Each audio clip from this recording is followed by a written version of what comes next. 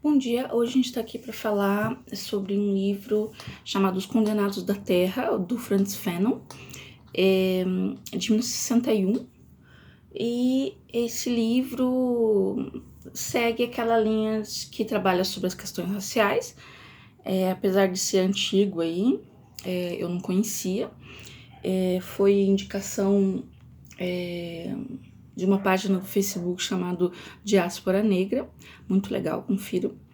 E ele fala de uma porção de coisas, gente, mas eu vou pegar um pedaço por enquanto, tá?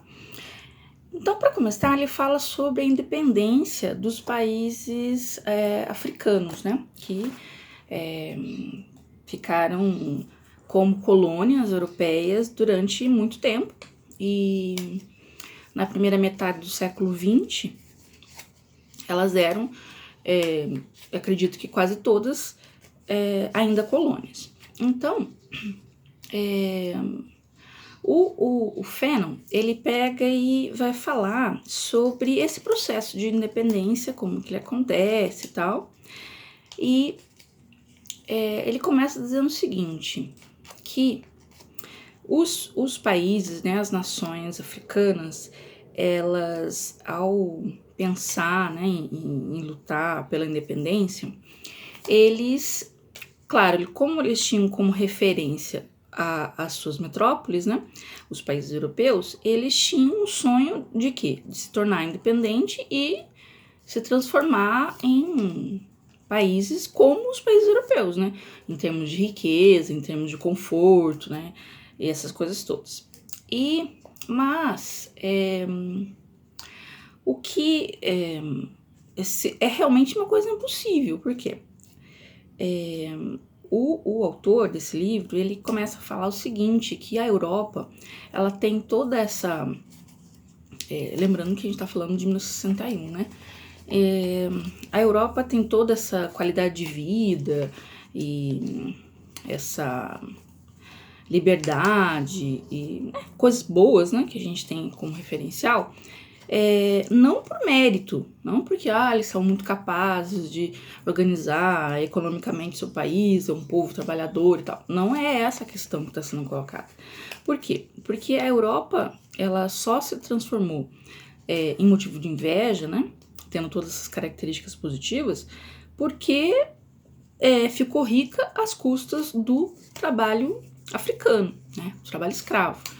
Então, ele fala lá, né, não, a riqueza não é por mérito, né, mas ela vem realmente do sangue e do suor do africano. Bem, vamos lembrar que 1961, período da Guerra Fria, e tá todo mundo pensando em torno, né, dessa oposição capitalismo e socialismo. E nesse momento de lutas pela independência, né, nos países africanos,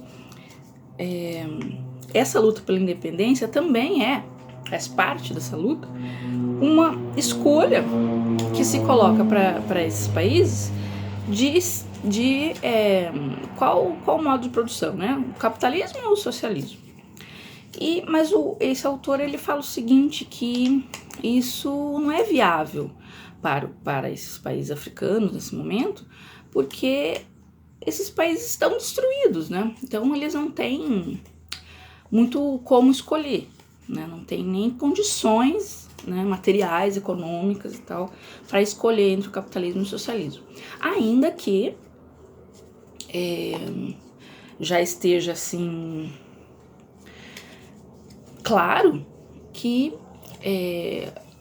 se for escolhido o capitalismo, é certo, né, que esses países africanos se tornariam países dependentes, né, da Europa, economicamente dependentes da Europa. Então já tem esse papel, né, esse lugar dentro do modo de produção capitalista. Bem, então mesmo sem escolher capitalismo ou socialismo, porque não teria essa condição material para poder escolher, seria um país destruído,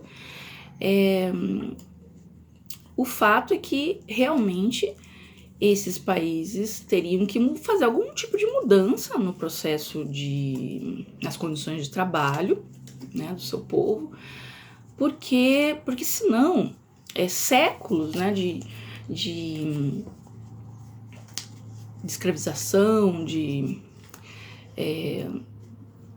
exploração transformou o continente africano num continente desumanizado, né? Como ao tratar o africano como um animal, ele desumanizou o continente todo. Então, para reabilitar, digamos assim, esses países, teria que haver realmente uma grande alteração nas condições de trabalho das pessoas, né, dos próprios africanos. Bem, e aí ele fala uma coisa que eu achei assim muito... Pode ser meio óbvio, assim, mas eu achei muito bem colocado. A questão, assim, que muitos países europeus, né, depois de muita briga, né, aceitaram a independência, né, das suas antigas colônias. E o que o autor fala fica parecendo assim como se... então se vocês aceitaram, tudo bem, vocês vão continuar a sua vida aí, a gente continua ou começa, né, nossa vida aqui e pronto. É como se todo o período de escravidão e de exploração, de retirada de acumulação primitiva do capital e tal, tivesse, né, tudo kits, né, tudo, não, aperta as mãos e começa tudo de novo.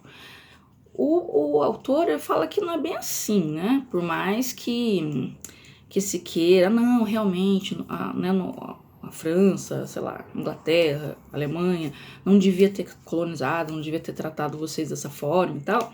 Esse tipo de fala, ela não é suficiente, né? Então, não basta uma reparação moral dos europeus falando que estão arrependidos, né, historicamente, de ter feito o que fizeram, mas a dívida continua, é uma dívida monetária, uma dívida realmente material. Por quê? Porque a riqueza europeia, ela é uma riqueza da África, né? Então, o ouro, o diamante, né, tudo que foi... a estrutura da Europa se construiu a partir do trabalho do africano. Então, eles não estão querendo uma ajuda humanitária, uma caridade, mas sim realmente essa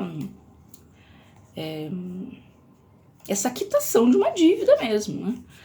E daí a gente pode fazer um paralelo com o Brasil, o autor não faz isso, mas a gente pode fazer, com relação à própria Lei Áurea, né? Então, os brancos brasileiros determinaram que a escravidão deixou de existir com a Lei Áurea, e tudo bem, beleza. Nós nos arrependemos, realmente não foi muito legal, né? Não faríamos mais, mas enfim, aconteceu. E aí? Só a Lei Áurea é o suficiente? É uma reparação moral, é humanitária? Mas será que é o suficiente? Não. Então,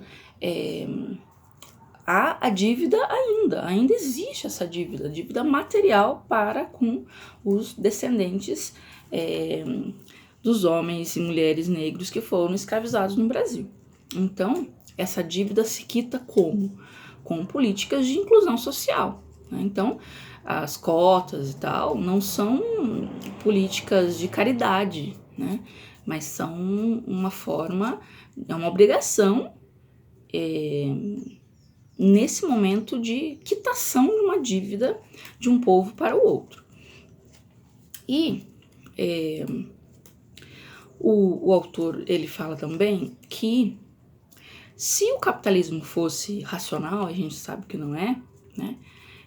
A Europa não ficaria aí rateando e realmente ajudaria economicamente, maciçamente a África para manter ou aumentar ou construir o próprio mercado, né, na África, o mercado consumidor e tal. Mas, como o capitalismo não é racional, o que acaba acontecendo? Esse investimento na África acaba não acontecendo e, diante da miséria, de guerras e tal, o que acontece? Grandes ondas migratórias da África em direção à Europa, de maneira ilegal, né? E aí a Europa não tem estrutura lá para garantir a vida das pessoas ali, então já fica ali uma condição muito difícil para os africanos e para muitos europeus também, né? Porque não sabem muito o que fazer, mas se tivessem realmente uma postura de ter consciência histórica da sua responsabilidade, né? Realmente ajudaria a África maciçamente para que a África se desenvolvesse, porque isso ajudaria, na verdade, o próprio capitalismo, tá? Então, depois eu acho que eu vou fazer mais um vídeo sobre esse livro, beleza?